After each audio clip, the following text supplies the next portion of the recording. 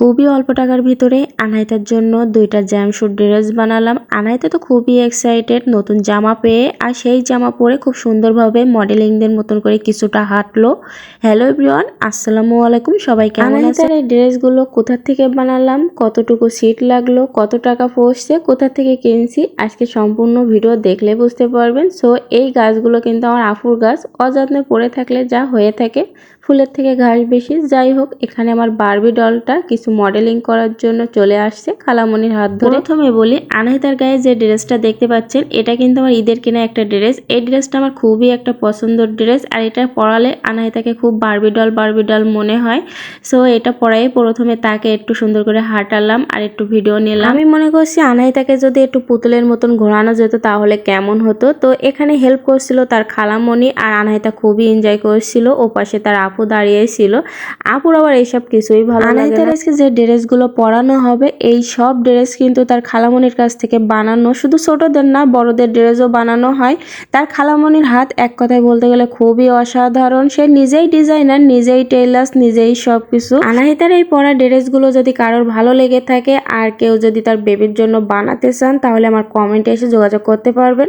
শুধু ছোটদের না, বড়দের কিন্তু বানানো হয় অনেক সুন্দর ডিজাইন করে। এখানে দুপুরের সময় ছাদের উপরে মিষ্টি মিষ্টি রোদ ভালো লাগছিল। আমার ছোট্ট মেয়েটাকে এই প্রথম কিন্তু জাম্পস্যুট ড্রেস পরাইছি, আর এই ড্রেসটা পরে মাশাআল্লাহ অনেক সুন্দর লাগছে। সব মায়েদের কাছে তার সন্তান তো আসলে অনেক সুন্দর। জানি না আপনাদের কাছে কেমন লাগছে, অবশ্যই একটু জানাবেন।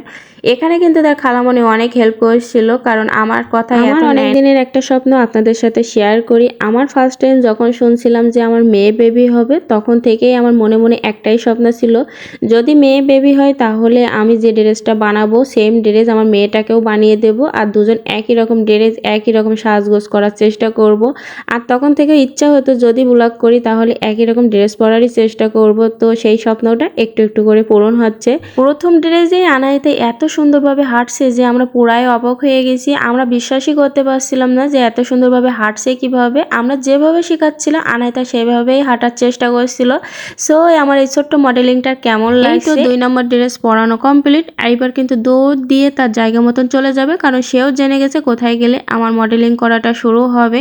ওখানে যে কিছু হাত দিয়ে লাভ দেখাচ্ছিল, আর তার এইগুলো সে ফোন দেখেই শিখে যায়। আমার কিন্তু শেখানো লাগে না। সেম কালারের জামার সাথে সেম কালারের পায়জামা হলে বেশি ভালো লাগতো। দেন এখানে যখন আমি দেখছিলাম আনাহিতা দেখছে হাত পা নাড়াচ্ছে, তারপর বুঝতে পারলাম যে আনাহিতা নাচ করছিল।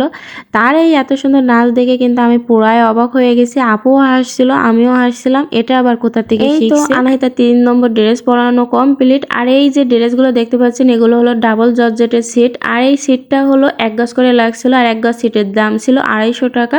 আনাহিতা এই ড্রেসটা পরে আর বেশি কিছু আমাদের আর দেখায়নি, কারণ সে ছোট মানুষ, যতটুকু পারছে ততটুকুই সবার বিনোদন দেওয়ার চেষ্টা করছে। আমার এই ছোট্ট মেয়েটার জন্য সবাই দোয়া করবেন। আল্লাহ হাফেজ।